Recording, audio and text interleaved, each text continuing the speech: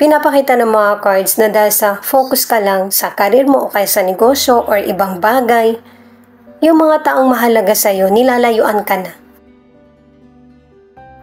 Ito yung simula na mararamdaman mo na feeling mo mag-isa ka lang. At pinapaunawa ng mga cards na tingnan mo din yung nagawa mo sa sitwasyon, bakit ito yung nangyayari. Huwag ilayo ang sarili sa situation kasi mapag-uusapan nyo naman ito. At malalaman mo kung bakit ganito yung nangyayari. Kapag kasi galit ang ipinakita mo, galit din ang isusukli sa'yo.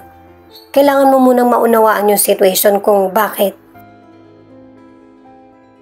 Yung maling behavior kasi ang mas tutularan kaysa sa mga gusto mong iparating. Sa financial, sapat na kung ano yung nagawa mong effort or kinikita mo para ma-provide yung kinakailangan ng family mo.